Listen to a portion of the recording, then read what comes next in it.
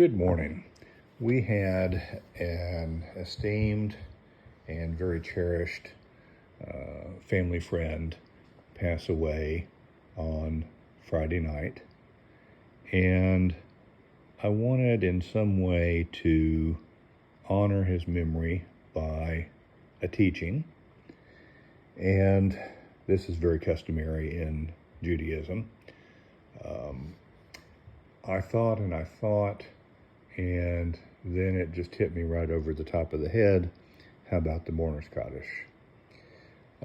Seems mostly appropriate. I'm going to be saying it for him every day this week anyway. And it seemed like a good teaching. I also, though, did not want anything which might offend or be too Jewish, shall we say, because the family is Christian, and I want to honor their faith tradition as well. So the Mourner's Kaddish does not mention death. It very much proclaims the greatness of God, and as anybody that's been following me for any time knows, Kaddish is related to Kaddish, which means holy. The Mourner's Kaddish was written in approximately the 13th century, so the 1200s, and is written in Aramaic. It's one of the few prayers that we do say that is in the Aramaic language. This was the lingua franca of the rabbinic world during the late First Temple and early Second Temple time. I believe, I may be wrong on the time frame, but it was used for many, many years. You may remember that part of Daniel is written in Aramaic.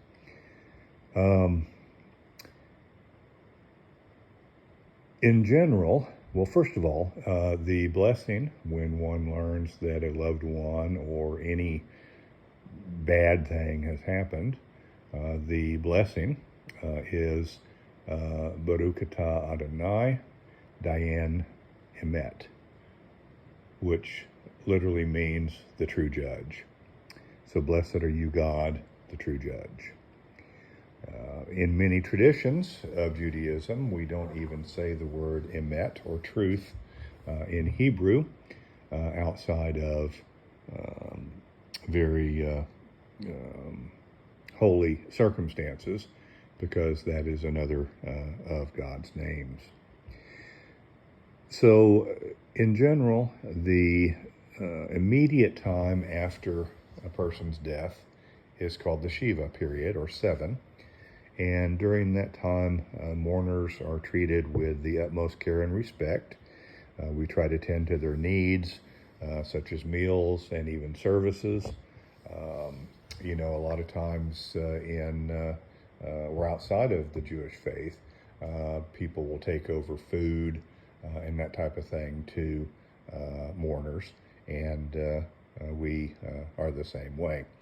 I don't know who came up with it. It doesn't matter. It's a wonderful tradition.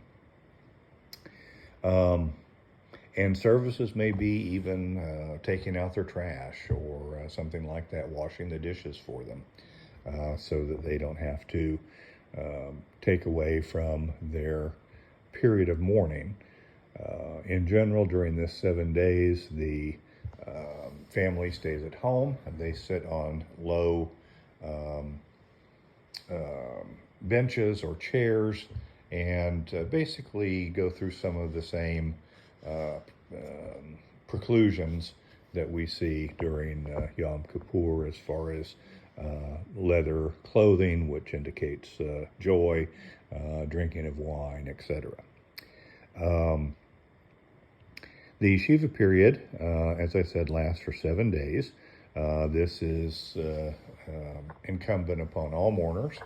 And after that comes the Shaloshim time frame, which is the first 30 days after burial. So Shiva starts as well, and then we move into Shaloshim, the 30 days. During this time, the bereaved do get back into the community, but they limit their activities, for instance, not going to public gatherings, etc. But during that time, they do try to get to synagogue to say Mourner's Kaddish and a Minyan. And there are actually some online minions that are done specifically for that purpose, to allow people the opportunity to say Kaddish for a loved one. I attended one this morning. So they get back into the community, but not 100%. The mourning period for a parent or other close relative is generally 11 months. It's 30 days for a spouse, sibling, or a child, but I don't think anybody could blame me if you did the full 11 months. And during that time, we say Mourner's Kaddish every opportunity that we get, and we try to say it at least once daily. There are Kabbalistic meanings, such as elevating the souls of the departed, etc. I think most of us in the 21st century rather believe that this brings the loved one to our memory and gives us the opportunity to be in community, and rather than just being left behind during that first 7 days or 30 days or even year. Getting back into the community, getting back into activities, etc., is very important in the mourning process. And we take the first 7 days very strictly, the next 30 days a little less strictly, and then the next, 10 months, less so, but still remembering the departed. And I think this does help us with memorializing our loved one, but as I said, also getting back into the community and not letting the sadness of the time overwhelm us. Then after that, there is a yearly memorial, and this we generally light a candle, say the prayers such as the Mourner's Kaddish, and so forth.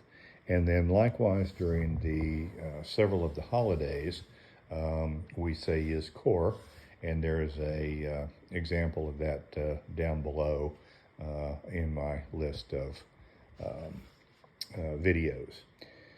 So to the sergeant, I am going to say you made a significant and everlasting impact on all of the lives of anyone who ever met you. And I hope to see you again someday. And we will now begin with the Mourner's Kaddish, standing still, and here we go. Yisgadal v'yitkadash shemei rabah. May God's great name be exalted and hallowed throughout the created world, as is God's wish. May God's sovereignty soon be established in your lifetime and in your days, and in the days of all the house of Israel. And we say amen. May God's great name be acknowledged forever and forever. May the name of the Holy One be acknowledged and celebrated, lauded and worshipped, exalted and honored, extolled and acclaimed, though God, who is blessed, but who is truly beyond all acknowledgement and praise, or any expression of gratitude or consolation ever spoken in the world. And we say amen. May heaven bestow upon us and upon all Israel life and abundant and lasting peace. And we say amen. May the one who creates peace on high bring peace to us and to all Israel and to all who dwell on the earth. And we say amen.